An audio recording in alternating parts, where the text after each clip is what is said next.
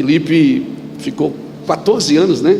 14 anos com a gente lá no Mevan Itajaí, pastoreou os adolescentes, foi pastor um evangelista naquela cidade, deixou muitas obras lá. E um dia o Felipe entrou no meu escritório e disse: pastor, acho que chegou a hora de eu voltar para Goiás. E ele veio com o objetivo de começar uma igreja ali em Goiânia também, Mevanjim. E eu sabia que o Felipe ele tem uma veia assim para servir o corpo de Cristo. E eu desafiei ele, disse: Felipe, você não voltou só por Goiânia, você não voltou só para abrir uma igreja, você voltou por Goiás, né? E vamos fazer algumas coisas, vamos. Então, essa conferência aqui hoje, amanhã em Anápolis, depois em Goiânia, né? Ela nasceu de uma conversa na mesa. Esse é o meu trabalho. Eu vou falar uma coisa para vocês. Eu já cansei de viajar, eu gostaria de estar em casa. Eu tenho 5 filhos, 6 netas, e as minhas filhas estão esperando mais 2 netos, né? Mas tem 6 meninas, irmão. Eu acho que eu vou fazer neto para vender, porque as meninas são bonitas. Amém? Tem que arrumar uns maridos ungidos e ricos para essas meninas antes de Deus me levar para a eternidade. E eu queria estar mais em casa, sabe? Fiz planos para ficar em casa. Mas você sabe que Deus só dá as coisas para você quando você não quer mais? Você ora por uma coisa, aí quando você diz: eu acho que eu não vou mais orar por isso, aí Deus começa a fazer quando você não quer mais. Eu não sei se com você é assim, comigo é. Às vezes eu não quero mais uma coisa, Deus começa a fazer. Eu orei para viajar, para andar no mundo. E aí quando eu disse: sabe de uma coisa, eu vou ficar mais em casa, né? Pastor Iraci, vou ficar em casa, aqui terra boa. E aí é quando a gente não quer mais uma coisa que Deus começa a levar a gente para fazer. Então eu estou aqui por pura vontade de Deus. Eu vim aqui porque Deus quer que eu esteja aqui. Amém? Fazer a obra de Deus, irmãos, às vezes a gente diz assim: Deus me usa. E um dia o Senhor me falou assim: eu só posso te usar se você não me usar. A única forma de eu te usar é você não me usar. Porque enquanto você tenta me usar, eu não posso usar você. Diga para o irmão que está do seu lado: Deus já começou a falar contigo aí. Então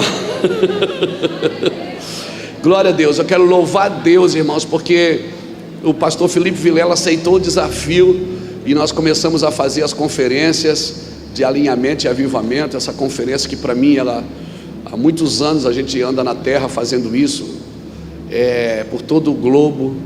E hoje eu gostaria de estar pastoreando a igreja local, mas o Senhor quer que a gente continue. E eu acredito que Deus tem um propósito para a gente aqui nesses dias aqui no estado de Goiás. Eu acredito que eu não vim fazer nada que vocês já não estejam fazendo.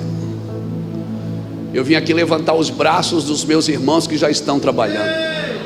Eu não vim aqui dizer assim: agora chegou o avivamento. Não, tem gente aqui 30 anos com a igreja aberta, sofrendo, padecendo, às vezes passando por dificuldade financeira, né? Não vai chegar um Zé Ruela lá do sul e achar que é a última Coca-Cola do deserto. Não, eu vim aqui levantar os braços dos meus amigos, dos meus irmãos, dos pastores que estão aqui pelejando, cavando um poço nessa terra, mas que ainda não acharam água. Mas eu quero dizer, irmão, continua. Amém? Eu acredito muito num avivamento nativo. E a vida do pastor Felipe Vilela, ela expressa isso. É um cara que saiu daqui. Eu fui buscar o Felipe na rodoviária quando ele chegou lá em Itajaí. O Felipe foi para escrever meus livros, né? E ele escreveu 2 livros. E depois a gente percebeu que aquele lugar era pequeno demais para o Felipe. E eu comecei a pilhar ele para ele ir para a rua, para ele ir para fora. E hoje o Felipe é essa expressão no Brasil, essa expressão. E um dia ele entrou no meu escritório com lágrimas nos olhos e disse: pastor, eu preciso voltar. Deus está me levando de volta para Goiás. Eu amo o meu estado, eu quero fazer alguma coisa pelo meu estado. Eu acredito muito no avivamento nativo, irmão, que tem a sua linguagem, tem o seu piqui, amém? Tem o seu sou, tem o seu vocabulário, amém? Eu acredito nisso. Eu procurei avivamento, eu confesso para você, eu tive assim, os melhores já oraram por mim. Eu já estive em conferências assim extraordinárias, de Benny Hinn, de David Robson, de Mike Bickle, de tantos avivalistas pelo mundo afora. Eu já estive em lugares que eu vi muito milagre, muita coisa, e eu saía daqueles lugares encharcado, vinha chorando dentro do avião.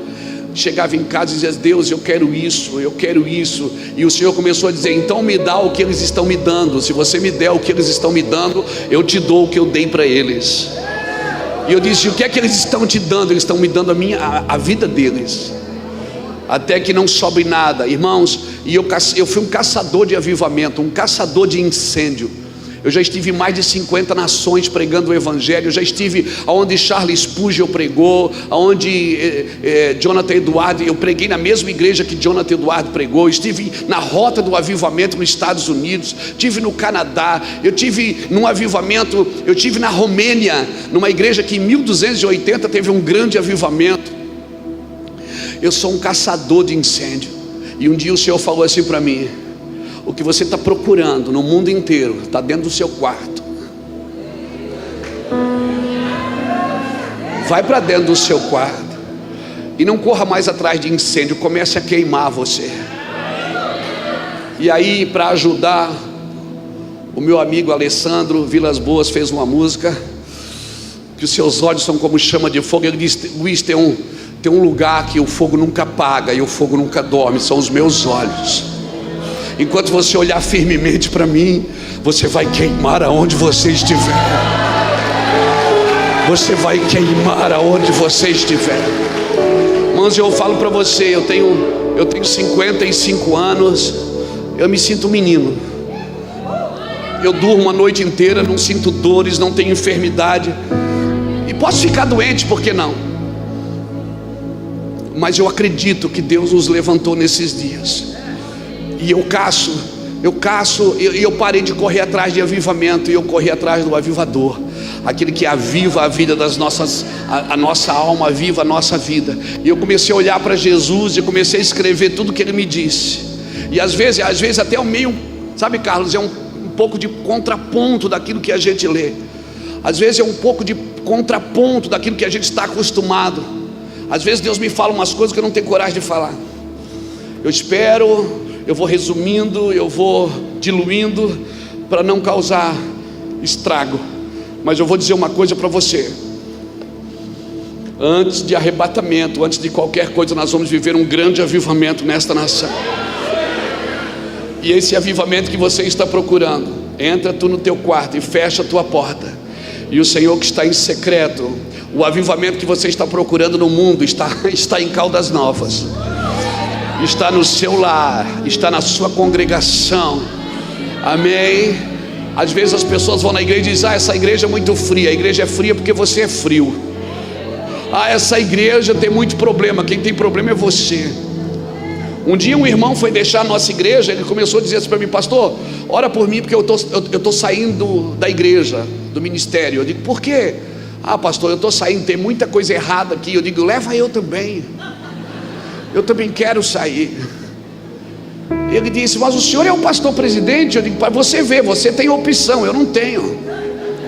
Mas tem muita coisa errada. Eu disse: você acha que eu não sei? Você acha que eu não tenho vontade de consertar tudo que está errado aqui dentro? Ele disse: por que você não faz?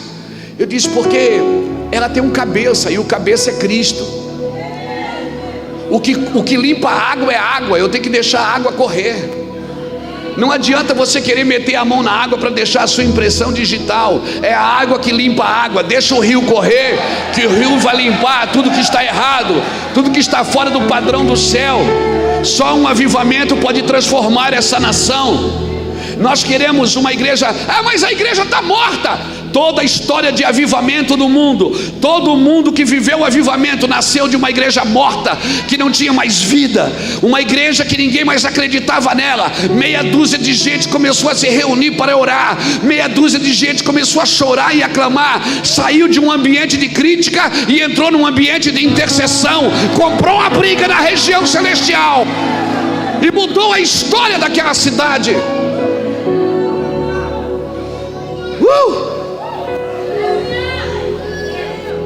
Avivamento, irmãos, começa na sua casa. Eu tenho um menino lá na igreja, o Miguel. Ele fez 7 anos agora, 2 meses atrás. É goiano mesmo, ele é goiano mesmo, filho do pastor Douglas. E o Miguel me encontrou no corredor da igreja e disse: pastor Luiz Hermínio, o senhor está convocado aí no meu aniversário. Eu vou fazer 7 anos. Eu disse: Miguel, pastor Luiz tem uma agenda, vai viajar. Ele disse: tudo bem, está perdoado. Esse menino com 6 anos, ele já tinha lido a Bíblia 2 vezes toda. E eu perguntei: Miguel, mas o pastor não vai, mas vai te dar um presente, o que é que você quer ganhar? Ele disse: pastor, eu preciso de uma Bíblia nova, porque a minha está muito gasta. Ele só tem 6 anos, fez 7 agora, faz 2 meses. Ele diz que a Bíblia dele está gasta. O menino é fora da curva, é fora da casinha. As crianças estão interessadas pelo Espírito de Deus. As crianças estão clamando, por isso Satanás tem atacado as nossas crianças. E eu vou dizer uma coisa para você: em toda a história, quando o diabo vem atacar os nossos filhos, é porque Deus está levantando libertador no meio deles. Foi assim com Moisés. Quando Deus ia levantar Moisés, Satanás mandou matar os meninos. Quando Jesus nasce, Herodes mandou matar os meninos. Toda vez que as crianças começam a ser atacadas numa geração, espere, Deus naquela geração está levantando libertadores. Aleluia. Eu creio nisso, irmãos, de todo o meu coração. A igreja precisa voltar a ser voz no mundo. Como disse o nosso amigo Gustavo Paiva, o mundo só tem voz onde a igreja se calou. O mundo tem voz porque a igreja se calou. Daniel, ele tinha voz em Babilônia, sabe por quê? Porque Babilônia não tinha voz em Daniel. Babilônia não falava no coração de Daniel e não falava na mente de Daniel. Era Daniel que falava no coração de Babilônia e na mente de Babilônia, até um dia o próprio Nabucodonosor entender que ninguém poderia adorar outro Deus naquele lugar, a não ser o Deus de Daniel. Daniel não abriu uma igreja em Babilônia, ele abriu uma janela. Uma janela que apontava para um lugar de promessa. Aleluia. Jesus, quando esteve na terra, não começou uma igreja, ele montou uma equipe que o seguia, que preferiu acreditar no que não via, que preferiu acreditar naquilo que ele dizia. Então, meu irmão, é isso que nós somos chamados para ser sal na terra, sal da terra. Sal serve para muitas coisas, mas um dos atributos do sal é causar sede. Quando a Bíblia te chama de sal, é para você causar sede aonde você estiver. As pessoas têm que querer o que você carrega, elas têm que desejar o que você tem que olhar para os seus olhos e perguntar: por que você está brilhando? Por que os seus olhos são assim inocentes? Por que a sua boca é assim, é tão diretiva?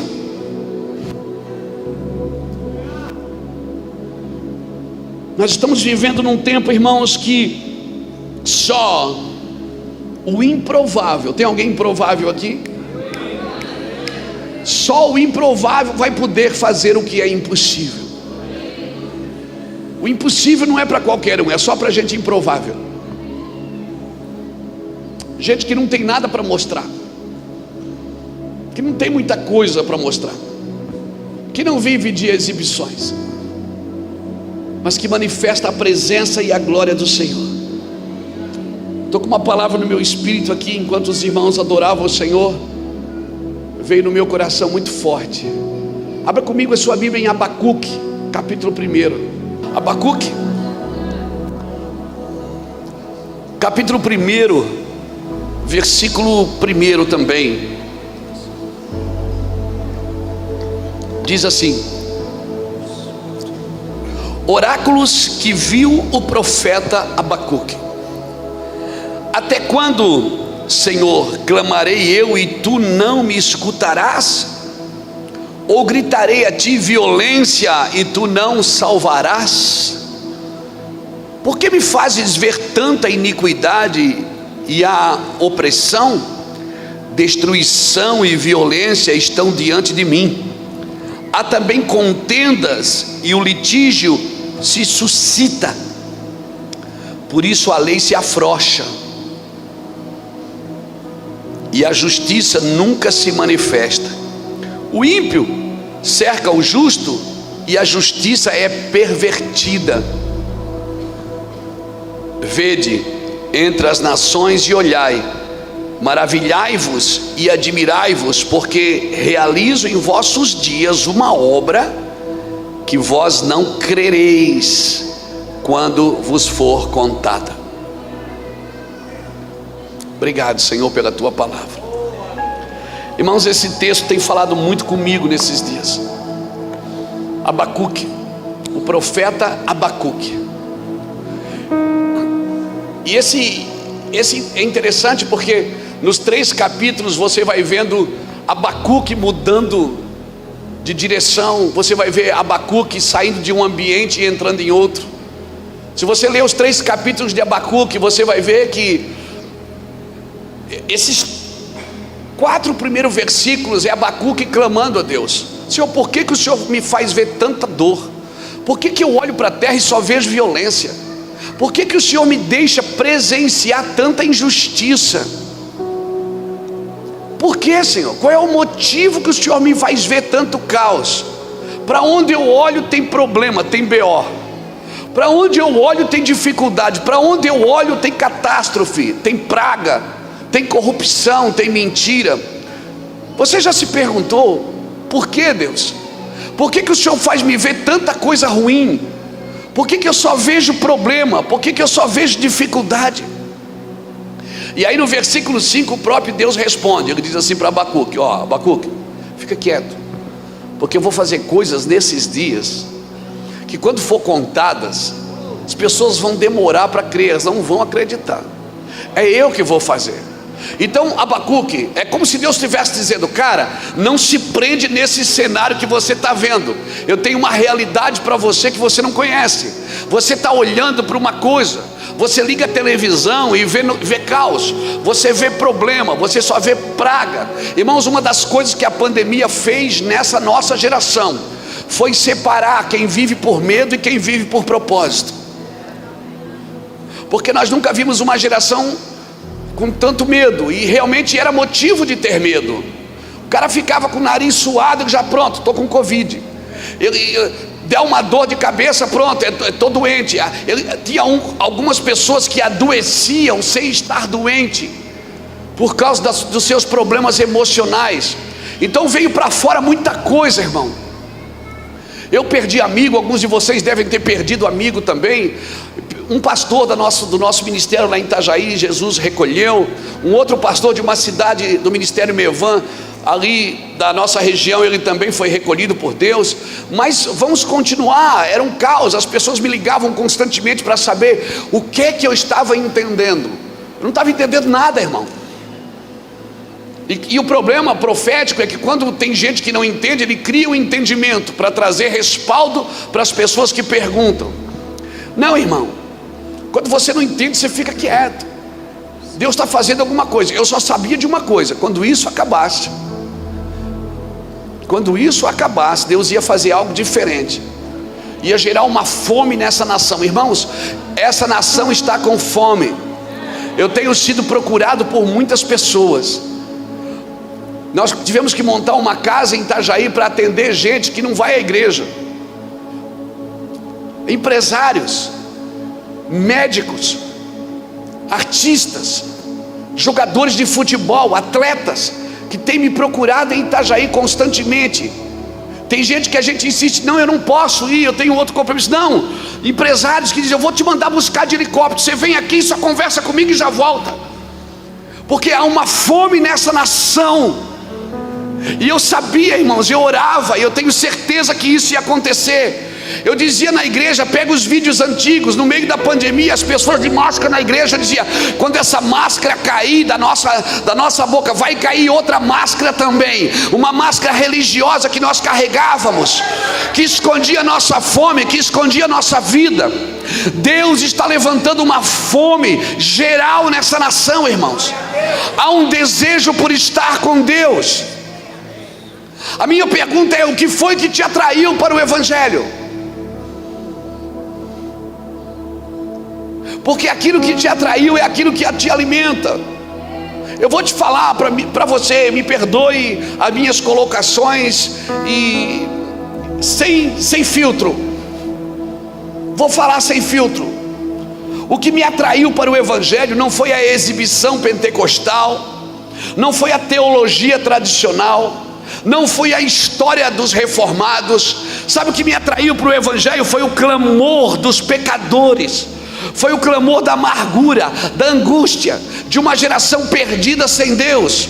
Porque se não é o clamor de uma geração perdida que te atraiu para o Evangelho, você vai estar sempre defendendo a causa, ou pentecostal, ou tradicional, ou puritano. Parece que a gente encheu a igreja de prateleira, e agora tem que perguntar: o que é que você é? Eu sou puritano, então é nessa prateleira. Você é o quê? Não, eu sou tradicional, então fica aqui. E você? Eu sou pentecostal, eu sou peteca, então fica naquela prateleira ali.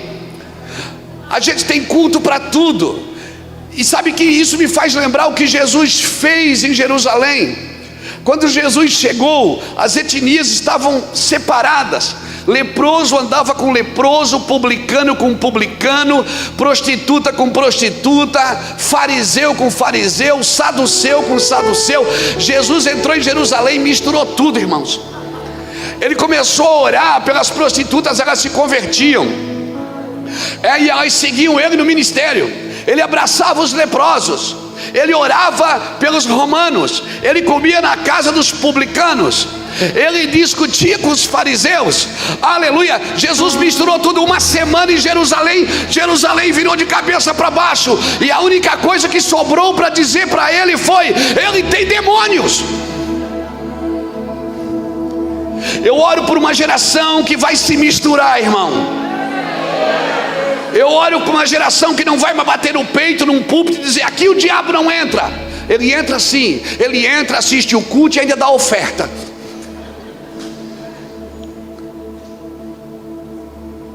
Deus nos chamou para invadir lugares, Deus nos chamou para entrar em lugares. E eu quero declarar: lugares que você condenou, Deus vai te levar lá para abençoar. Lugares e pessoas que você disse: isso não, Deus fez comigo, vai fazer com você também. Eu oro para que isso aconteça. Tinha coisas que eu dizia: não, esse povo aqui não, aquele povo lá não, não, aqui jamais. E o Senhor disse: ei, entra, faz, prega o Evangelho, mistura todo mundo, derruba todas as prateleiras, pega a marreta e dá na estrutura, mistura todo mundo. Porque eu vou tirar os excessos da minha igreja, eu vou lapidar a minha igreja, e ela não vai ter que colocar mais força no corte. Eu vou lapidá-la, e o corte vai ser preciso, conciso. Você está me entendendo, querido? Você olha para Abacuque. Abacuque, ele está ali reclamando da vida, dizendo: Deus, por que o Senhor faz isso comigo? Eu sou profeta e o Senhor só faz me ver derrota, o Senhor só faz me ver problema. E Deus fala para ele: rapaz, eu vou fazer uma coisa que você não vai entender. Sabe o que eu penso? Que tem gente que pensa que Deus leu os nossos livros de teologia para se comportar da maneira que nós achamos que Ele vai se comportar.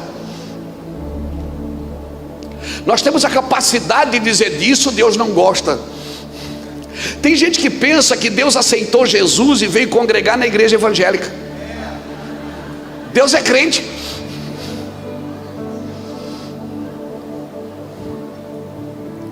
Ele amou foi o mundo, irmãos. Ele amou foi todo mundo. Ele amou foi todo mundo que você não gosta. Até as pessoas que você não gosta, aquela pessoa que te traiu, que te machucou, aquela pessoa que te roubou, aquela pessoa que te frustrou, essa que você pensou nela agora, essa pessoa aí, Deus quer salvar ela.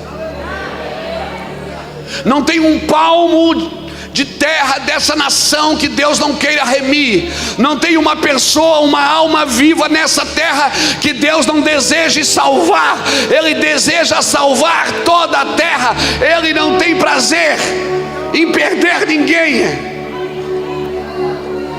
O inferno não foi feito para homens, foi feito para demônios. Deus quer salvar a todos.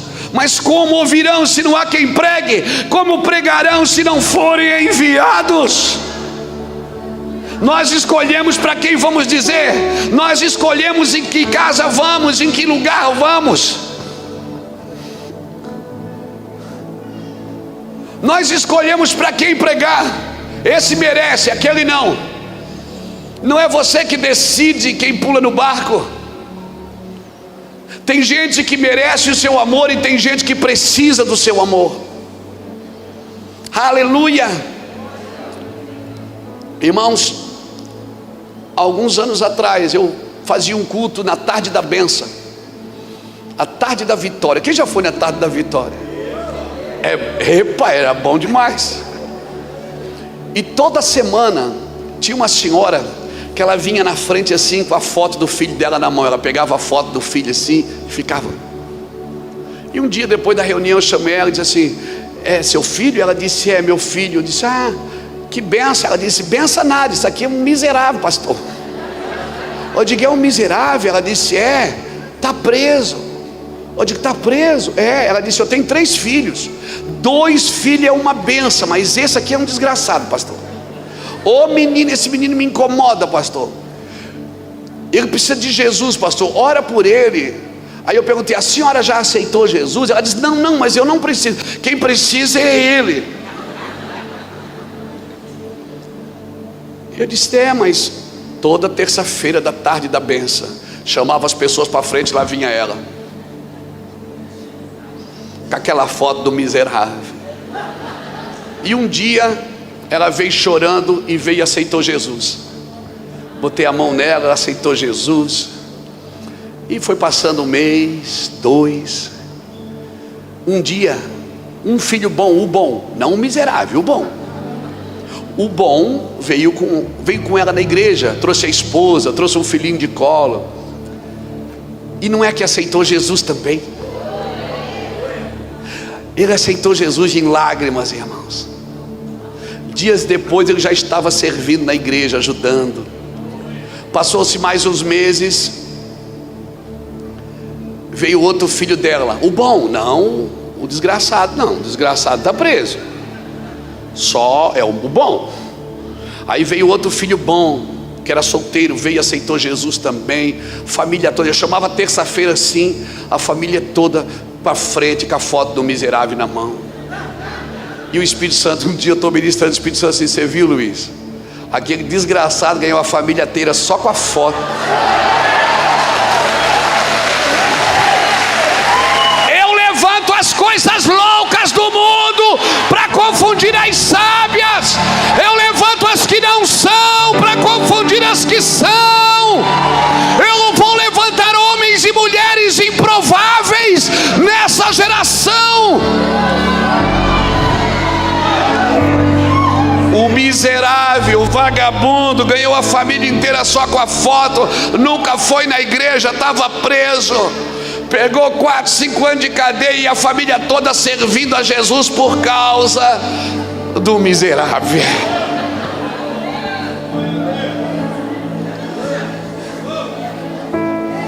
Deus é Deus, irmãos. Não é dos ligeiros o prêmio, nem dos valentes a vitória, nem tampouco dos sábios o pão, nem dos prudentes a riqueza, mas o favor acontece a todos, diz a Bíblia. Fica esperto, porque Deus pode estar levantando do seu lado alguém improvável que você não está prestando atenção. Fica ligado. A igreja, irmão, já sofreu por ignorância. A igreja ela já sofreu por ignorância, já foi perseguida por ignorância. Hoje não, ela sofre por excesso de sabedoria. Ela acha que sabe tudo sobre Deus. A igreja hoje não sofre por ignorância, ela sofre por inteligência demais. Ela quer dizer para Deus o que Deus faz, ela quer dar conselho para Deus. Jesus não é um leão de circo que nasceu para divertir pessoas. Ele é o leão da tribo de Judá, o indomável leão de Deus. Então se prepara, quando você não entender um assunto, fica quieto, deixa Deus virar a mesa. Ele sabe todas as coisas. Ele levanta o pequeno do pó, do monturo ergue o necessitado e faz assentá-los entre os príncipes do seu povo. A equação de Deus não é igual à sua equação. A A matemática de Deus é diferente da sua. O último é o primeiro. O louco é que é sábio, o pobre é que é rico, o fraco é que é forte, o que chora é que está alegre. Hoje Deus quer tirar você de um lugar de crítica, que só vê problema nos outros, só vê defeito nos outros. Aí Abacuque, ainda bem que não termina no capítulo 1, porque o capítulo 2 começa assim, ó.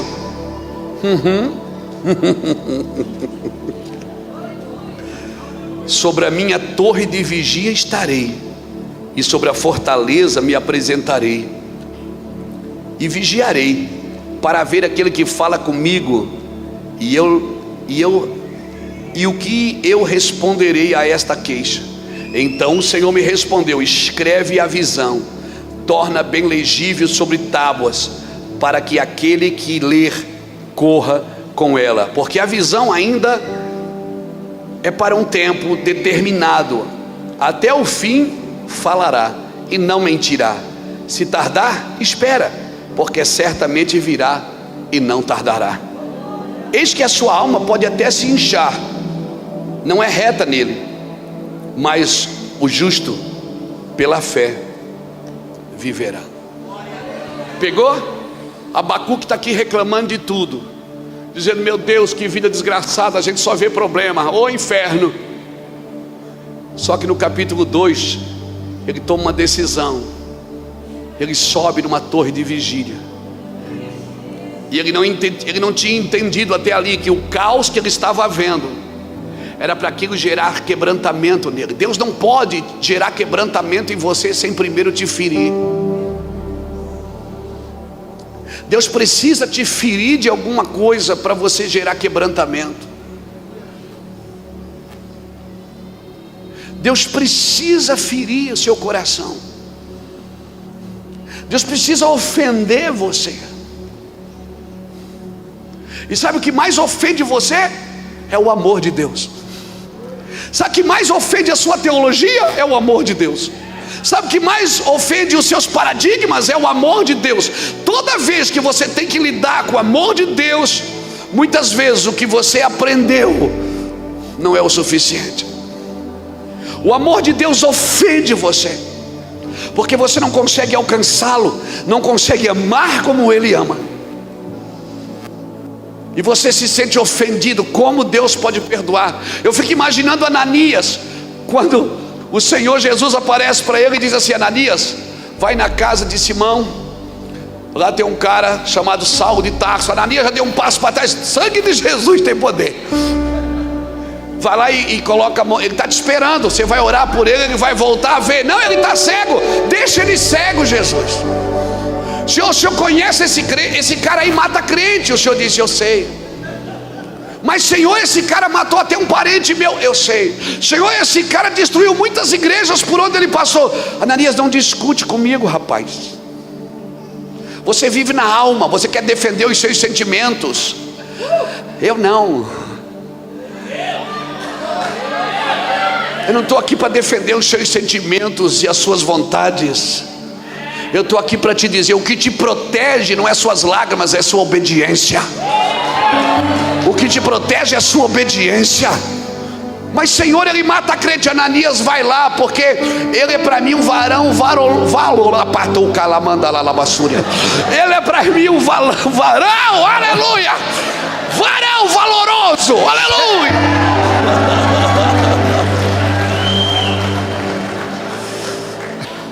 Ele é para mim um varão valoroso.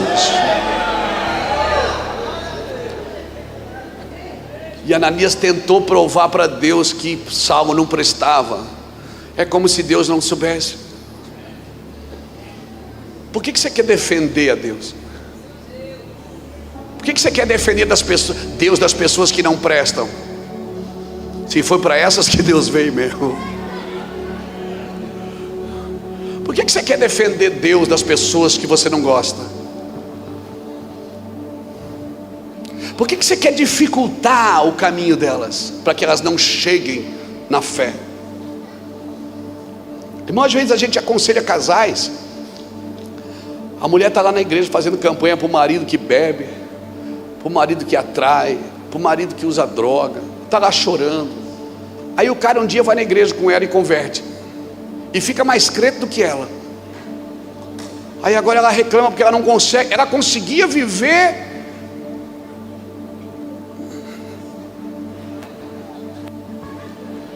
com o bêbado, porque nesse caso a vítima era ela. Agora, como não tem mais vítima, não tem mais motivo de vitimização, irmão, desculpe a franqueza, mas tem gente que sempre precisa ter perto dele alguém pior do que ele para ele se sentir bem. Por isso só alguém curado pode curar alguém. Por que Moisés foi tirado da casa de Joquebede? Ô Joquebede, Moisés não vai morrer. Não é? Por que Moisés foi tirado da casa de Joquebede? Por que ele foi tirado para ser criado? Por que ele tinha que ser criado como filho da filha de Faraó?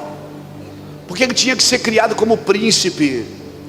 Porque ele ia ser um libertador. Ele não podia ser criado como escravo, porque escravo não liberta escravo, irmão. Ele tinha que ser criado numa mentalidade diferente para poder libertar aqueles que ainda estavam presos. Às vezes Deus te afasta de um lugar para depois te devolver para Ele, para mudar a sua mentalidade, mudar seu coração. Você está me entendendo, querido? Escravo não liberta escravo. Quando Abacuque tomou uma posição de sair de um lugar de vítima, por que eu só vejo isso? Por que é só problema? Por que é só dificuldade? Sabe, ele disse, sabe o que eu vou fazer? Eu vou subir na torre de vigia e vou permanecer lá até esperar aquele que vai falar comigo. E quando Deus falou, sabe o que é que Deus falou? Escreve a visão. Por que Deus não te deu uma visão aqui? Porque Deus não dá visão para crítico. Ele primeiro precisa mudar você de ambiente para depois te dar uma visão. Então o seu problema não é falta de visão, é estar num ambiente errado. Deus precisa tirar você de um ambiente para poder esclarecer para você o que Ele quer. Por isso Deus quer tirar você da terra, levar teu coração, porque onde estiver teu coração, aí está o teu tesouro. Você está me entendendo?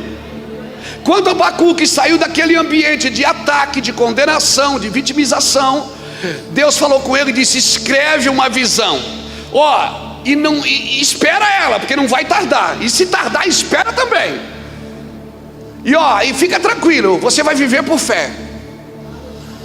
Fica tranquilo, você vai viver por fé. Escreve a visão, escreve bem grande, porque até aquele que passar correndo vai ver ela. Deus não pode dar uma visão para você se você está num ambiente errado. Irmãos, olha para Isaías. Isaías só via defeito. Ele dizia, a terra está condenada, a terra está destruída, a terra está acabada. Isaías, ele falava, ele vivia no palácio do seu primo, do rei, e ele só dizia problema, ele só via problema, só falava de problema, de problema, de problema. Ó tu pecador, ó tu prostituta, ó tu bebedor de vinho, ó tu miserável, ó tu. Aí ele disse, no ano que morreu o rei Uzias, eu vi o Senhor. Deus tirou ele da terra e levou ele para cima. E quando ele olha para a terra, ele diz, e a terra está cheia da sua glória. Uma coisa é você olhar para a terra aqui de baixo, outra coisa é quando Deus te leva para cima e você tem uma visão da terra como Deus tem. Quando Isaías foi tirado do ambiente da terra e levado para um ambiente celestial, ele viu o trono de Deus. Ele disse, toda a terra está cheia da sua glória.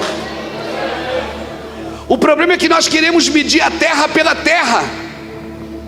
Nós não podemos olhar para essa geração com a realidade da terra. A terra não cura a terra. A oração ainda é a mesma, venha teu reino, seja feita a tua vontade aqui na terra como é feita no céu. É necessário que a terra desça, que a terra suba e o céu desça. É necessário esse encontro. Nós cantamos, céus e terra se encontram, alinhando o seu plano. Mas nós cantamos muitas vezes, não estamos entendendo, porque o único lugar que céu e terra se encontram é em você. Você é o único ser da terra que tem dos dois lugares, porque Deus te formou da terra e soprou do céu no seu espírito. É por isso que tem dia que você acorda e você diz: eu acordei com o pé esquerdo. Não, você acordou na terra. Céus e terra se encontram em você. Quando você acorda de manhã, você decide quem te governa: se é o céu ou se é a terra. Se é a terra que te governa, você está sempre vivendo para satisfazer os seus prazeres. Mas se é o céu, o prazer vem depois, irmão. Primeiro é o propósito.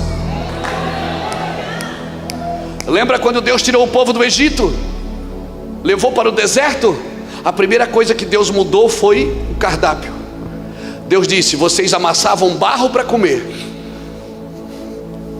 Agora no meu ambiente, quando vocês acordar de manhã, o pão vai estar ali. Vocês não vão trabalhar para comer, vocês vão comer para trabalhar. Porque no meu ambiente sou eu que faço primeiro, não é você. No ambiente que Deus governa, quem faz é Deus primeiro. Até na hora da oferta, quando o pastor Felipe falou aqui: por que você ofertou? Porque você botou a mão no bolso, tinha dinheiro, tinha um cartão, tinha um Pix. É Pix, é Pix, é hora. Se você tinha para dar, quem deu para quem primeiro? Então você deu para ter, ou você deu porque você tinha? Se você deu porque você tinha, quem deu para quem primeiro? No ambiente de Deus nunca é você quem faz primeiro, é sempre Deus quem faz primeiro.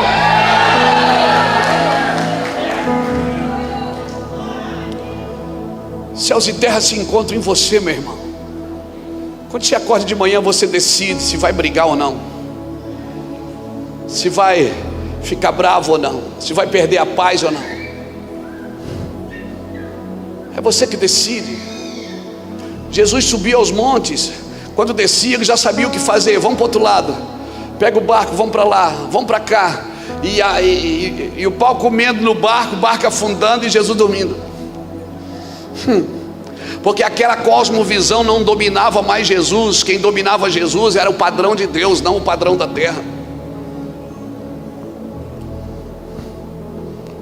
O padrão da terra prepara você para o consumismo, prepara você para o materialismo, prepara você para ser dominado. O padrão do céu não. O padrão do céu prepara você para dominar. Quando Deus fez Adão, quem nasceu primeiro, Adão ou o jardim? Quem Deus fez primeiro? Fez o Adão ou fez o jardim? Ele fez Adão, ele formou Adão depois que o jardim estava pronto. O Adão já estava nele, porque ele tirou o homem dele. Mas ele não tinha formado Adão sem primeiro formar o jardim. Quando o jardim estava pronto, então ele fez Adão e colocou no jardim para cultivar. Qual foi a primeira atitude de Adão? Foi plantar ou foi colher? Foi colher, porque quem plantou o jardim foi Deus.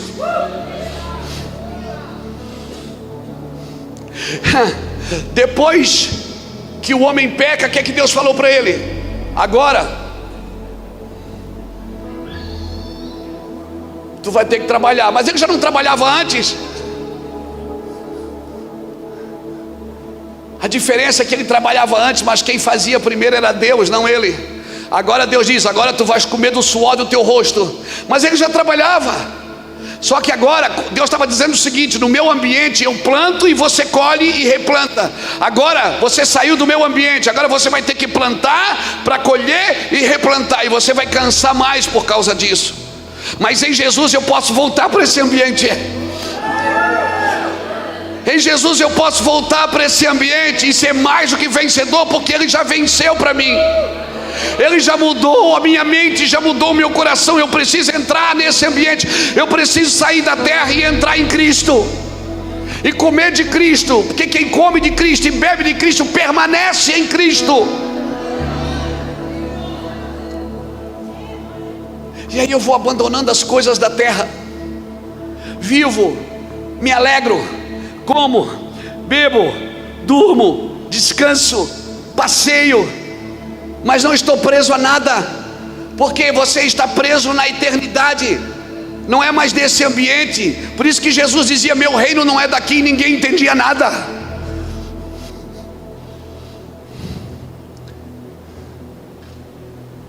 As pessoas diziam: faz alguma coisa. Jesus não fazia, porque as pessoas pediam.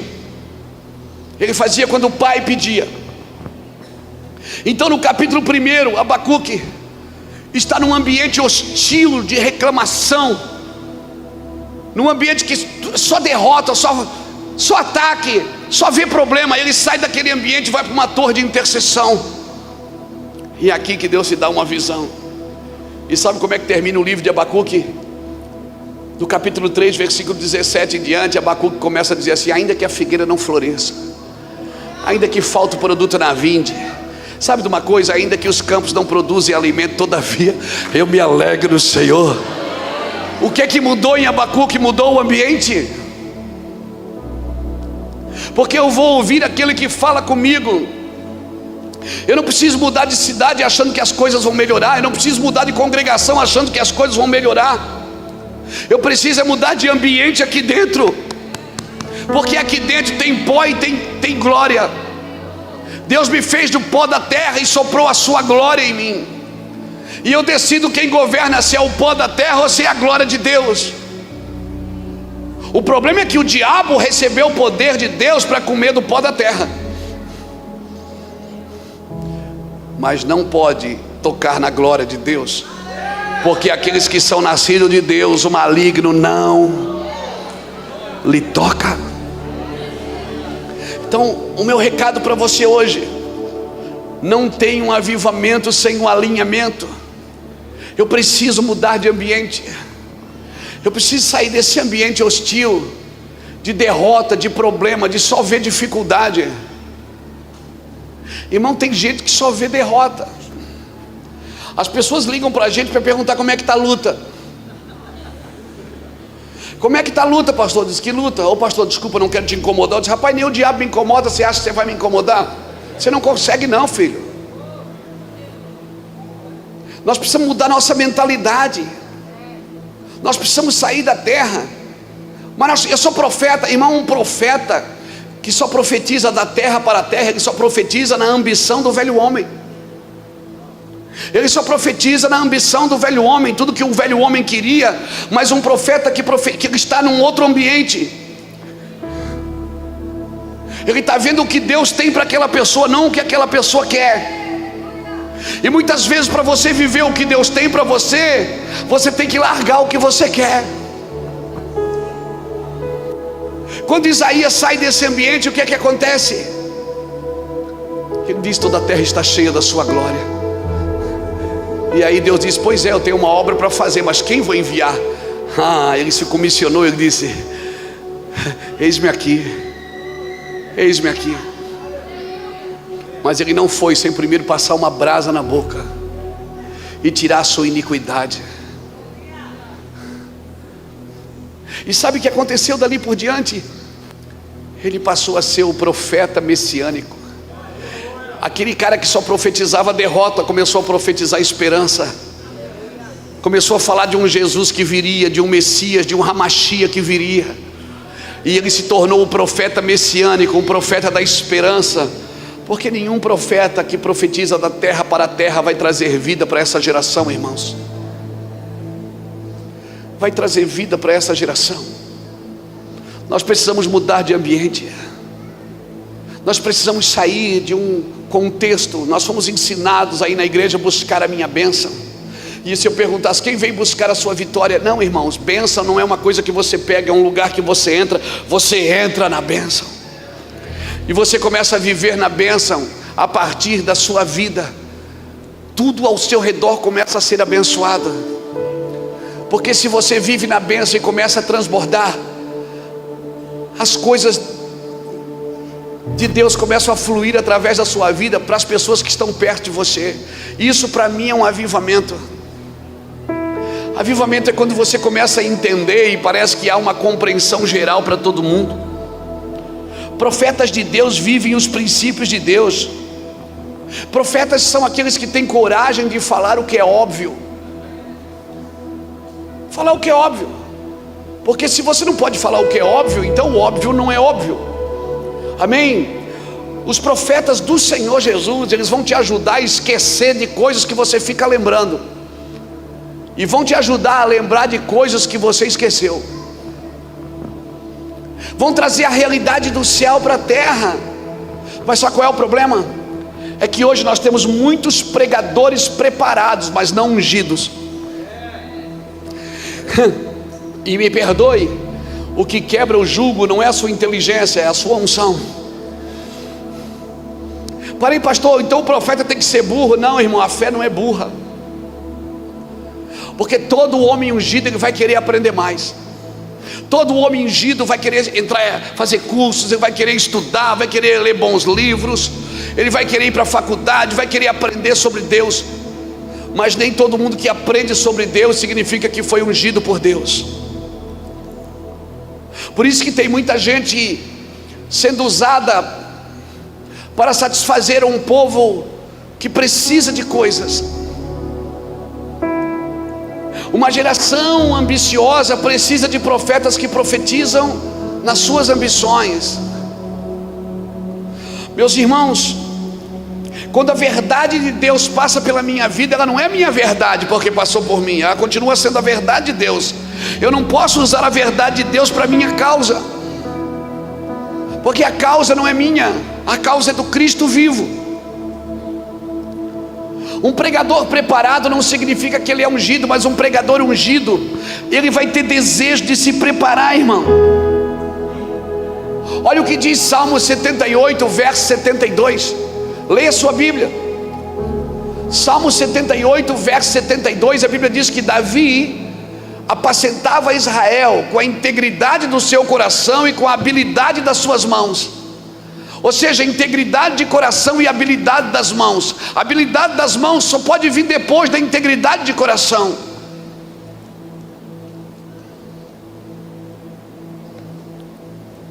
Por isso que nós temos tantas pessoas com tantas habilidades que não são leais a Cristo. Deus ainda investe nos leais antes de investir nos habilidosos. Porque Deus dá habilidade para leais, mas não costuma dar lealdade para habilidosos. Porque na maioria das vezes habilidosos acham que não precisam ser leais a ninguém. Porque tenho habilidade, eu não preciso ser mais leal. E a frase que eu mais ouço: meu negócio é com Deus, não é com os homens. Não, meu negócio é com homens. Porque eu fui salvo para salvar homens. Eu fui salvo para tocar vidas, para ser ministrado. Por isso que todo homem de Deus precisa de alguém sobre ele, para furar o seu balãozinho de soberba e de orgulho, para guardar as devidas proporções da sua unção, para não deixar crescer além da sua medida. Porque não tem coisa pior que pode acontecer para um homem, é ele ter sucesso numa coisa que Deus não aprova. Ele ter sucesso numa coisa que Deus diz: não gosto disso. Talvez a outra coisa pior que pode acontecer para um homem é Deus entregá-lo à sua própria vontade. Glória a Deus. Alguém me perguntou esse dia: pastor, como é que eu sei que eu estou bom e quando eu estou mal? Eu vou dizer para você: quando você pecar, se você continuar bem, é porque você está mal. E quando você pecar, se você ficar mal, é porque você está bem. É porque o Espírito Santo ainda está com você, te convencendo do pecado, da justiça e do juízo. Por isso, não tem como você saber se está bem ou está mal, sem passar por dificuldades e pecados diários. Mas nós não, nós temos orgulho da nossa integridade. Nós temos orgulho porque somos perfeitos e bons. E por isso temos dificuldade de gerar um avivamento. Na realidade, a gente fica produzindo um avivamento a partir da nossa integridade. Encontrei um rapaz esses dias na rua lá de Itajaí.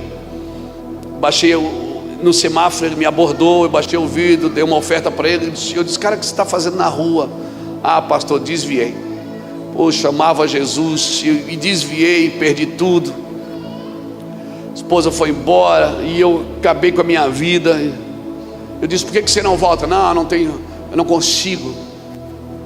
Eu já fui crente, né, pastor? Eu disse: não, você nunca foi. A sua fé estava firmada no seu bom comportamento.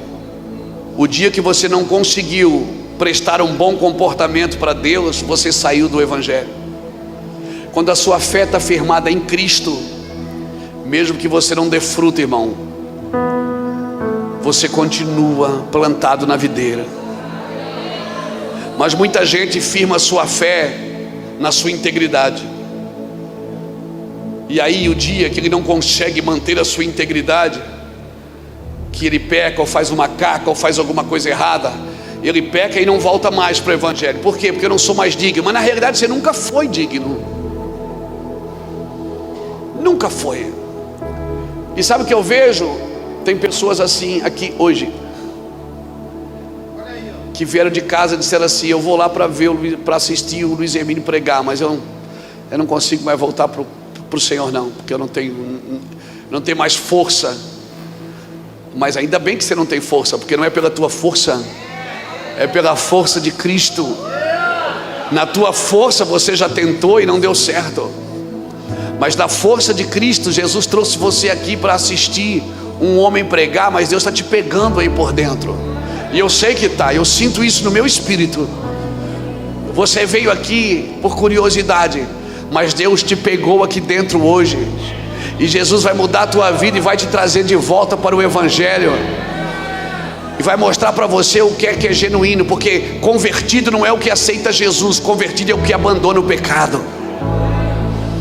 Você está aqui hoje, eu quero...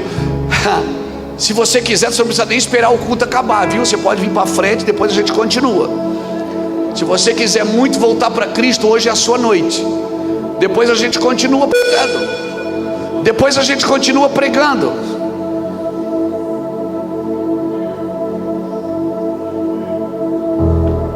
Porque eu sei que Deus te trouxe aqui hoje para isso. Deus precisa mudar alguns de nós de ambiente, irmãos. Alguns de nós estamos presos ainda em liturgias que não nos levaram a lugar nenhum. Alguns de nós estamos presos num evangelho arcaico, num evangelho que nos prendeu, que trouxe tantas regras sobre nós, que não nos permite nos mover. Deus não é um Deus de regulamento, é um Deus de relacionamento. Sabe aonde regulamentos são fortes, aonde relacionamentos são fracos. Filhos obedientes não precisam de leis, porque eles obedecem, amém? Filhos obedientes não precisam de horário para voltar, eles voltam na hora que eles sabem que precisam voltar para honrar o que fora dito pelos seus pais. Deus está trazendo uma geração obediente, está mudando ela de lugar, irmão. Está mudando ela de lugar. Filhos que não têm só habilidade na mão, mas têm integridade no seu coração. Eu oro, levante sua mão assim comigo, me deixa profetizar.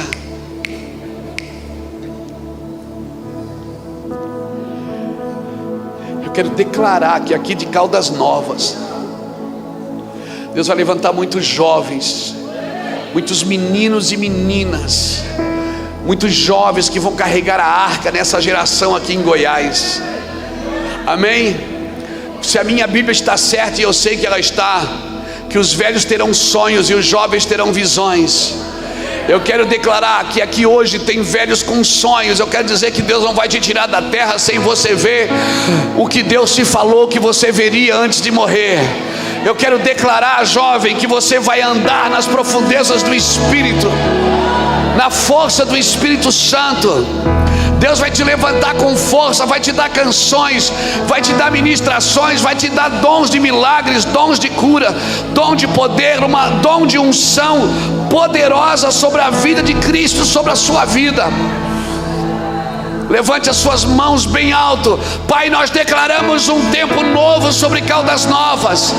Pai, nós declaramos a cura do Senhor sobre Caldas Novas. Pai, nós declaramos milagres e maravilhas sobre Caldas Novas. Nós declaramos que a água quente que sai do solo dessa terra vai inundar, Senhor. O rio de Deus vai inundar essa nação, Senhor. Levanta homens e mulheres aqui em Caldas Novas para todo Goiás, Senhor. Levanta homens e mulheres aqui em Caldas Novas para todo o Goiás, Pai, para a tua glória. Seus filhos, suas filhas, eles terão visões, eles vão contar sonhos. Suas crianças vão acordar de manhã e vão chamar você para contar os sonhos que eles tiveram sobre Goiás, em nome do Senhor Jesus. Goiás é o centro do Brasil. Nós queremos declarar que esse epicentro vai tocar todo o norte, todo o nordeste, todo o sudeste, todo o centro-oeste, para a glória de Jesus. Nós queremos declarar, assim como o Brasil vem aqui tomar banho de água quente, o Brasil vai vir aqui ver o fogo de Deus que está acontecendo nessa terra. Nós queremos declarar em nome de Jesus. Queremos profetizar sem divisões nas igrejas, sem competições nos pastores. Nós queremos declarar igrejas vivas, igrejas sadias, igrejas poderosas, igrejas cheias do Espírito de Deus. Deus vai mudar esse ambiente para a sua glória. Deus vai mudar esse ambiente para a sua glória. Deus vai mudar esse ambiente para a sua glória. Se um ovo romper de fora para dentro, ele mata a vida que tem dentro. Um ovo ele tem que romper de dentro para fora, para que a vida nasça. Quando ela nasce, ela mesmo rompe. Não tente romper um evangelho de fora para dentro. Não tente. Se ele romper de fora para dentro, ele mata a vida no seu interior. Muitas vidas já foram mortas pelo evangelho, irmãos. Um evangelho que tentou romper um avivamento de fora para dentro. Já aumentamos o tamanho da roupa, já aumentamos o tamanho dos nossos cabelos, já aumentamos o tamanho até da nossa língua, já aumentamos. Já criamos regras, já determinamos o que Deus queria e o que Deus não queria.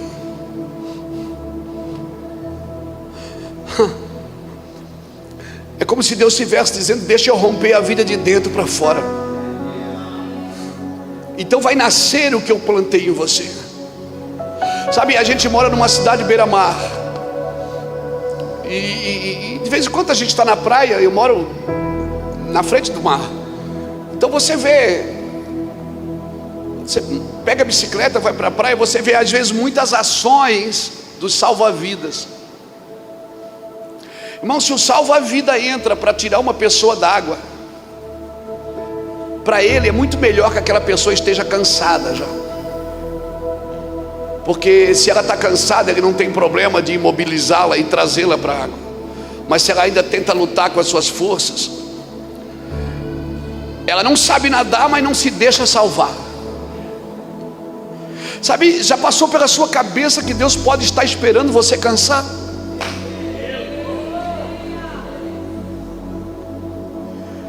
Já passou pela sua cabeça que Deus está esperando você cansar para tirar você desse ambiente? Porque se o machado não tiver o corte afiado, ele tem que pôr força, irmão. Irmão, eu já tentei do meu jeito, todo mundo aqui já tentou do seu jeito, mas ninguém consegue do seu jeito. Só tem um jeito de Deus te usar, é o jeito dele. Quem sabe Deus está esperando você cansar. Quem sabe o Senhor está restaurando o seu foco.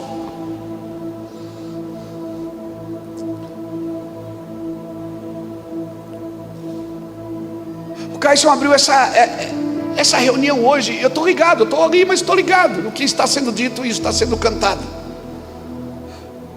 Ele falou sobre a nuvem. Mas o foco de Israel era a nuvem, não era o maná. Se eles seguissem o maná, eles podiam perder a nuvem de vista.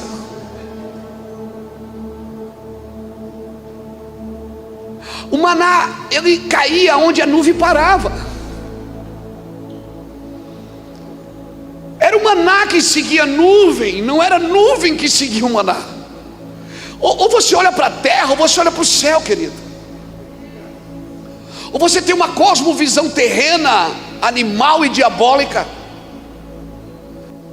que muda o cenário de vez em quando, que oscila, bota máscara, tira máscara, faz isso, faz aquilo, que oscila, que depende de bolsas de valores, que depende da economia mundial, que depende se tem guerra, se não tem guerra. Um cenário que vive oscilando. Tem um cenário que não vai oscilar nunca, irmão, nunca. Mateus 24, Lucas 21, Marcos 13 diz como vai terminar isso.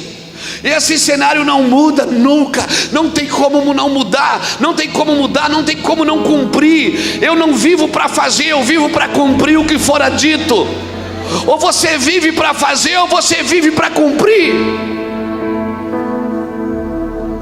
Tira os seus olhos do maná, tira os seus olhos dos recursos. Deus não vai te dar recursos sem primeiro te dar uma visão.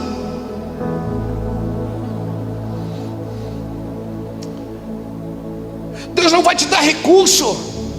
Irmãos, eu tenho um escritório lá em casa, meus cadernos de anotações, coisas, profecias que eu ouvi em 1997 e 98 que eu escrevi, elas estão se cumprindo agora. Tu pregarás para presidente.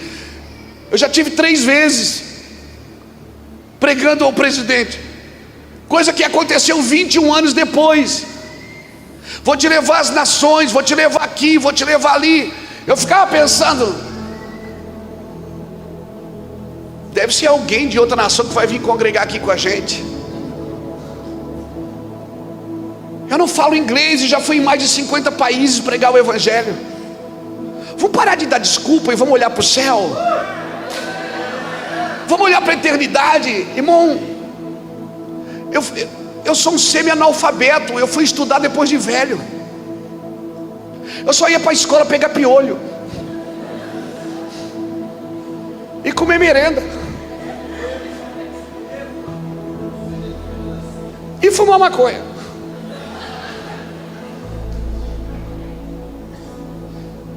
Eu não falo isso para você achar que o Luiz, não, eu sei quem eu sou, por isso que eu o amo, por isso que eu glorifico, porque olhando para mim eu sei da minha capacidade, eu sei dos meus limites, eu sei das minhas frustrações, dos meus fantasmas, eu conheço os meus fantasmas.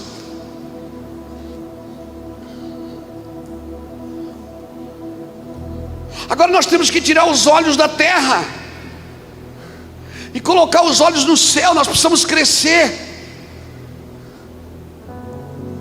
Não, mas eu sou crente há 20 e 30 anos. Irmão, às vezes o tempo de igreja denuncia a nossa incapacidade de olhar para Deus.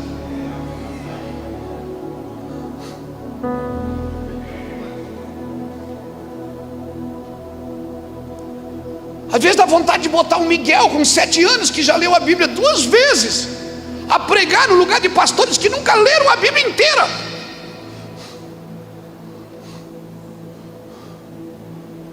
É sério o negócio, irmãos. Nós queremos um avivamento. Você quer ou não quer? Você quer ou não quer? Não, eu quero, irmão.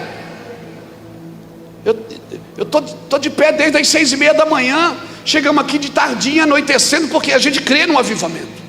Só volto para minha casa no domingo. Semana que vem em outro lugar, no outro, da outra em outro lugar. Porque às vezes eu faço o plano, não vou mais, chega.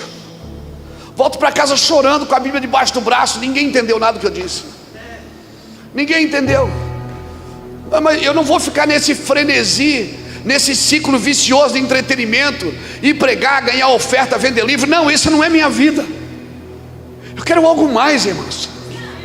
Eu quero algo mais forte, algo que eu não consiga dormir, não consiga comer, algo que eu não consiga viver sem isso. Às vezes eu faço planos, eu digo para minha esposa, eu não vou mais. Parou para mim, chega. Faço plano, vou passar a igreja para o fulano, vou passar a igreja para o ciclano, vou cuidar da carreira do meu filho que quer ser jogador. Eu vou fazer isso. Vou dormir.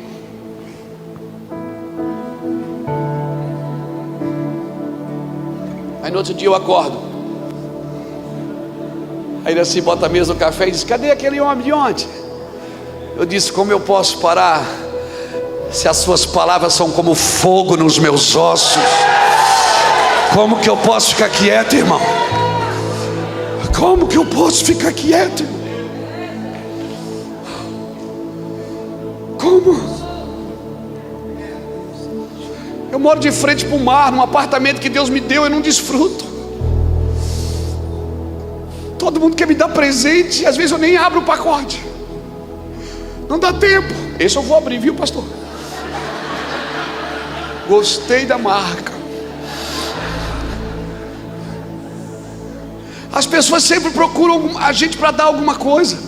Todo mundo vai lá em Itajaí e quer sentar 10 minutos.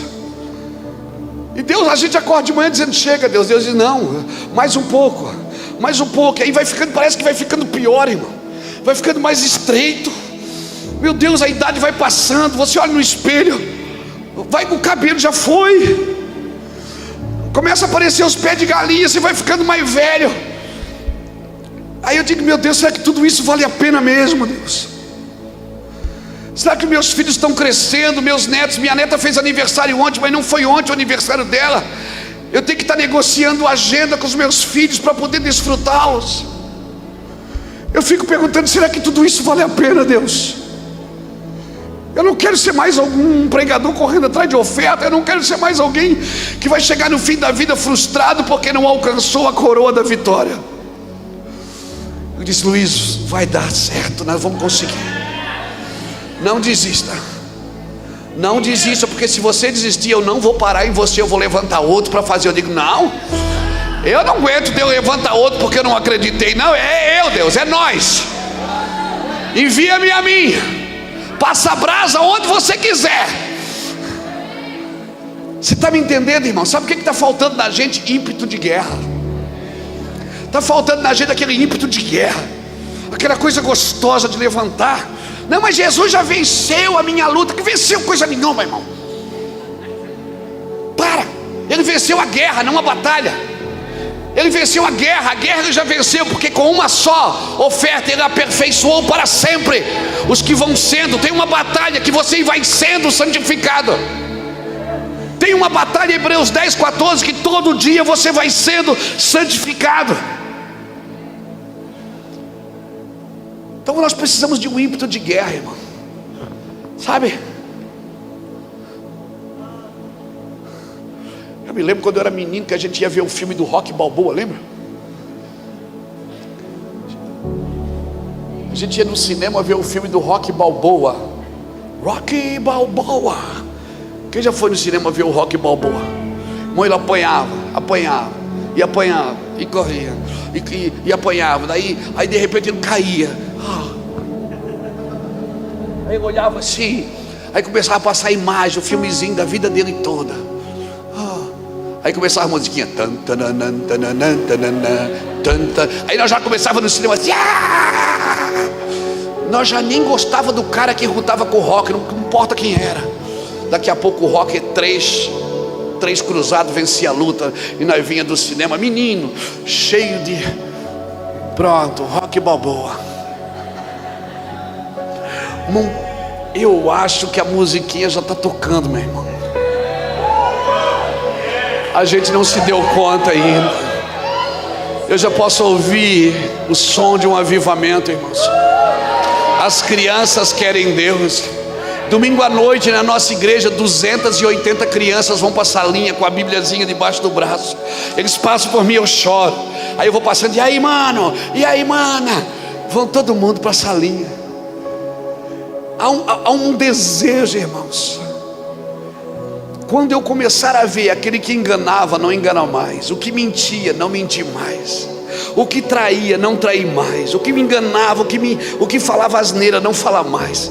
Meu irmão, esse é o som de um avivamento, irmãos. Irmão, você precisa crer nisso, meu irmão. Esse tem que ser a sua fome, o seu desejo. Você não vai para a igreja para enriquecer, meu irmão. Você não vai para a igreja fazer campanhas para ficar rico, porque até não tem motivo para ficar rico se não for para dar o dinheiro. Tem um pastor lá na nossa igreja. Quando nós começamos o ministério, nós começamos juntos. Eu fui para o púlpito e ele comprou um caminhão. E ele disse: eu acho que Deus me chamou para ganhar dinheiro. Eu disse: isso mesmo. Deus me chamou para ganhar vida e chamou você para ganhar dinheiro. Eu vou ganhar vida com o seu dinheiro. E é assim até hoje, irmãos. Ele é um pastor, empresário, tem a maior transportadora da cidade de Itajaí. Ele investe milhões todos os anos na obra de Deus. Nunca recebeu uma ligação minha pedindo dinheiro, nunca. Porque ele entendeu o seu propósito. Ele entendeu que a empresa dele é um ministério. Então quando nós vamos fazer alguma coisa, ele só pergunta: quanto é que vai custar? Deus só tem um motivo para te dar dinheiro, irmão, para você ser provisão para quem não tem. Deus só tem um motivo para te dar fama, para te dar sucesso, para te dar seguidores do Instagram, para você ser voz para quem não tem, para você ser influência para quem não tem. Isso não tem a ver conosco, irmãos. Tem a ver com a vida dele em nós. Não tem a ver conosco, tem a ver com a vida dele em nós. Eu vou terminar aqui. Pastor, mas eu já cometi tanto erro na minha vida. Irmão, você pode cometer um erro sem se tornar um erro. O fato de um dia você ter falado uma heresia não significa que você é um herege. Um herege é uma posição, uma obstinação contrária àquilo que Deus deseja.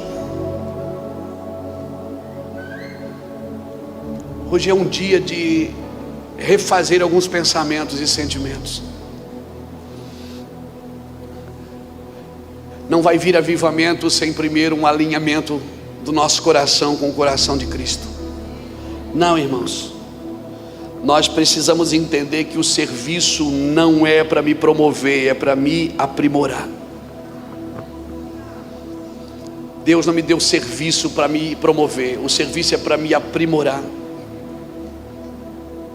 Essa meritocracia que eu acho que eu faço alguma coisa para Deus e eu mereço alguma coisa em troca, isso é uma fé logística. Isso é uma fé que foi negociada. O trabalho que eu desenvolvo é para me transformar, não para me promover. Então eu oro para que esse silêncio faça a gente pensar. Esse silêncio. Quando nossos filhos eram menores, que a gente botava eles de castigo, a gente dizia: fica aí no cantinho do pensamento, fica aí no cantinho do pensador e pensa no que você fez. Fique em silêncio e ouça o que Deus vai falar com você. E depois eles vinham: pai, perdão, mãe, perdão. Eu estou cansado de uma religião que só promove o serviço,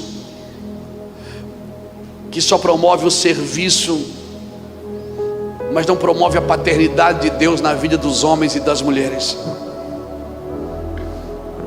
Aquele filho que estava comendo com porcos, ele tinha mais noção de quem era o pai do que aquele filho que estava trabalhando para ganhar um cabrito, do que aquele filho que estava ali, que era funcionário do pai. Quem aqui já trabalhou para o seu pai biológico? Pai mesmo, pai. Eu já trabalhei para o meu pai biológico. A gente nunca recebe.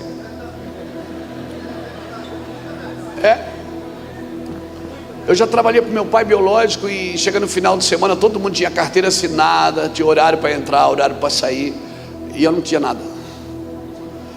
Final de semana todo mundo recebia o salário e eu não, ganhava uma merrequinha lá.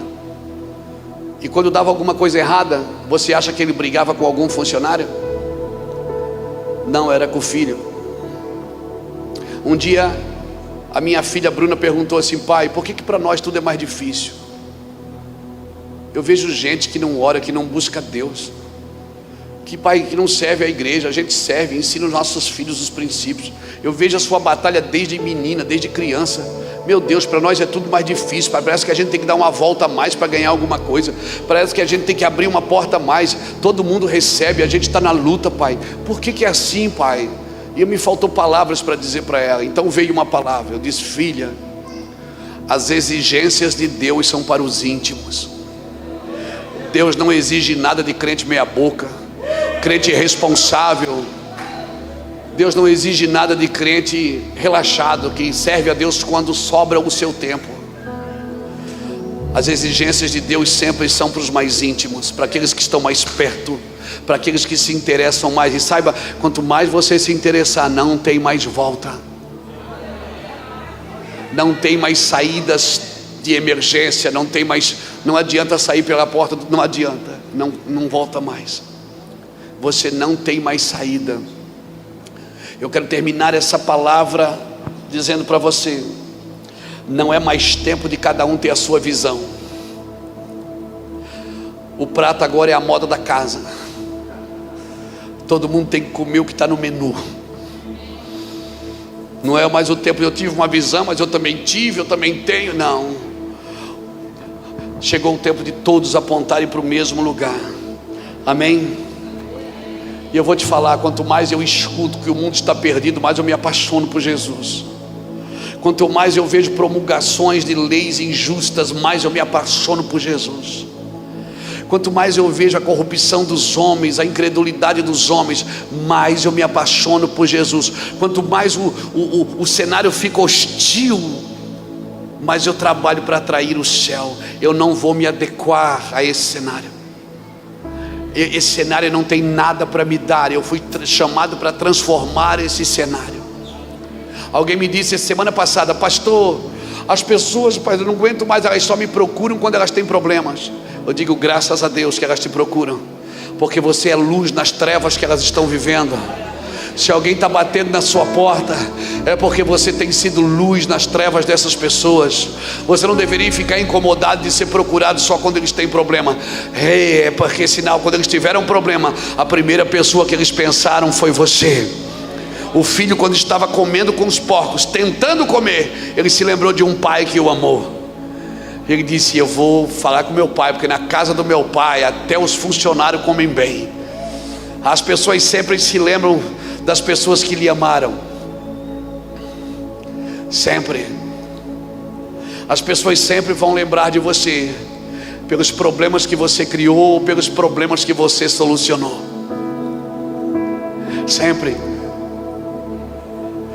Eu quero terminar essa mensagem, irmãos, chamando você para um lugar de avivamento. Quando nós começamos o ministério lá em Itajaí, há 21 anos atrás, nós compramos o som da igreja. Eu comprei o som para pagar em 14 vezes. As cadeiras eu ganhei num programa de rádio.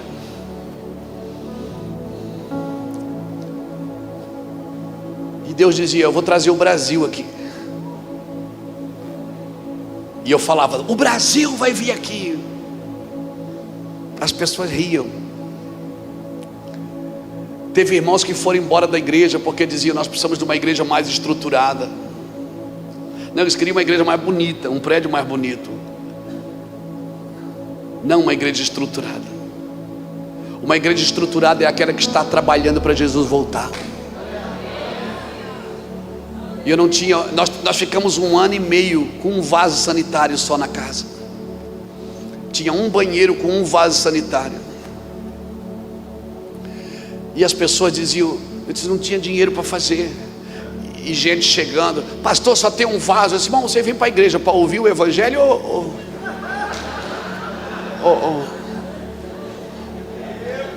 já não chega o que você faz na vida, ainda quer fazer aqui na igreja.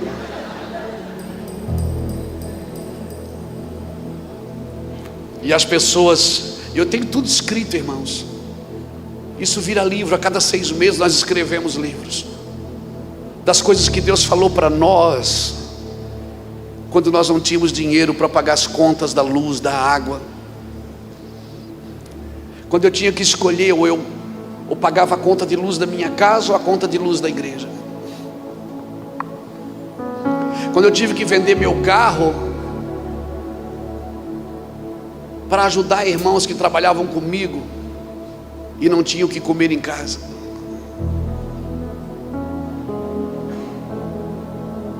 Quando eu saía com uma malinha de fitinha cassete, contando o meu testemunho nas fitas cassetes, para vender aquelas fitas e trazer o dinheiro para a igreja, para manter pessoas que estavam comigo no ministério.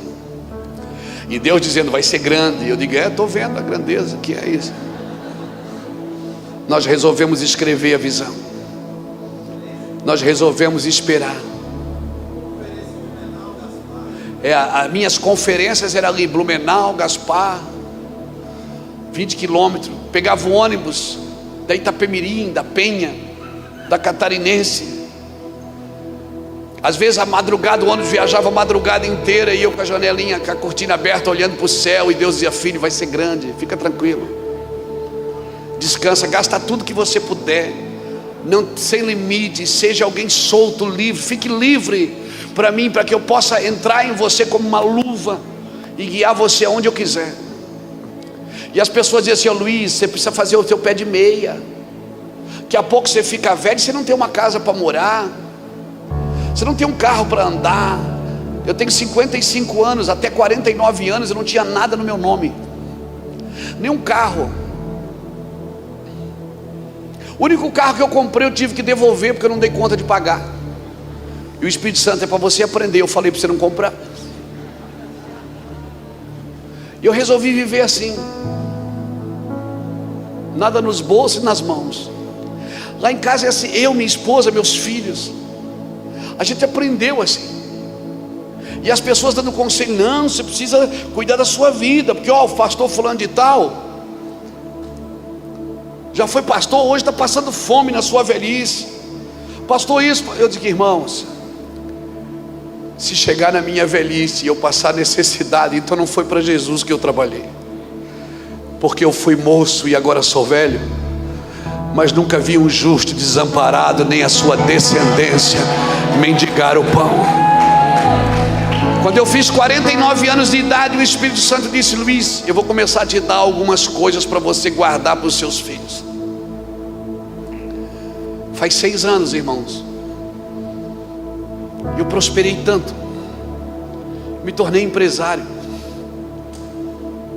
eu tenho empresas no meu nome. Eu prosperei tanto, imóveis em Itajaí começou a cair no meu colo.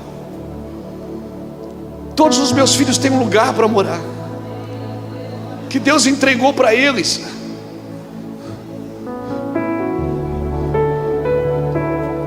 Carros eu contei até 52. Depois eu mesmo parei de contar.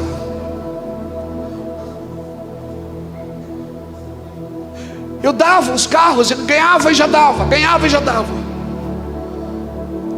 Relógio, eu só tenho 2 braços.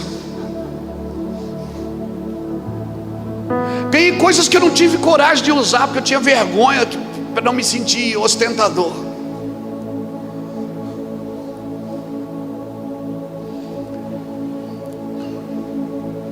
Então deixa eu te falar uma coisa, você não está ouvindo um cara que veio aqui ensinar para você os 7 pontos da prosperidade. Você não está ouvindo um cara que veio aqui ensinar para você sobre teologia reformada. Você está ouvindo um cara que experimentou a Deus, que experimenta Deus todo dia. Eu sou um cara chapado, irmão, pilhado, faca na caveira, pilhado. Chega de noite, deito e durmo que nem uma pedra. Alguém diz, Luiz não deve dormir. Dormir, quem não dorme é o diabo. Eu durmo. Essa obra não é minha. E se ele quiser, ele pode pegar tudo de volta, porque eu já achei o meu tesouro. Se ele quiser, ele pode tomar tudo, porque é tudo dele. Eu não tenho nada nessa terra.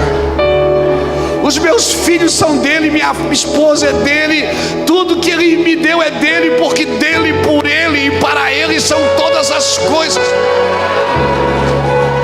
Eu vim aqui pilhar você, eu vim aqui ligar você na tomada de novo.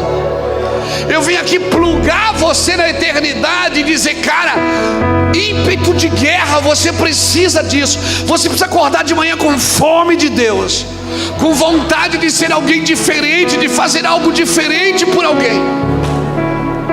Então eu quero convidar você, tem um altar grande aqui, tem escada para todo lado.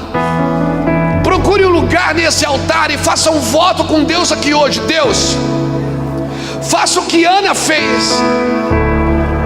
Se o Senhor me der, eu te devolvo. Se o Senhor me der, vai te servir. Se o Senhor fizer comigo, eu vou usar para o Senhor.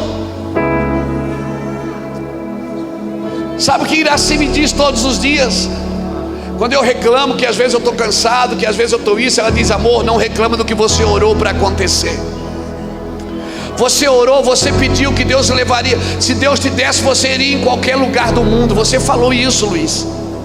Não reclame do que você pediu para que acontecesse. Está acontecendo na sua vida. Está acontecendo na vida de Reuel, está acontecendo na vida de Cristiano, está acontecendo na vida de Felipe, de Caio, de Douglas, de Bruno, de Cássio, está acontecendo na vida de Reginaldo, está acontecendo na vida de todo mundo. Sabe por quê, irmão? Porque isso não é obra de homem, é obra de Deus, é Deus quem está fazendo, não tem nada a ver com a gente, irmão. Eu quero orar por você pelo ímpeto de guerra, meu irmão. Pelo ímpeto de guerra. Nunca ninguém recebeu uma ligação minha dizendo, me empresta tanto, me dá tanto. Nunca ninguém recebeu um e-mail meu pedindo dinheiro, ou um telefonema pedindo dinheiro. Há 27 anos, 28 eu vai fazer agora, eu estou fazendo a mesma coisa. Nunca liguei para ninguém e disse, vem congregar comigo, porque Deus está mandando. Nunca olhei para o auditório e disse, Deus me mostra 30 pessoas que vão dar R$1.000. Nunca, nunca, nunca. O que Deus quer mostrar para ver, olhos não viram, ouvidos não ouviram, nem está no teu coração aquilo que Deus quer te mostrar nesses dias.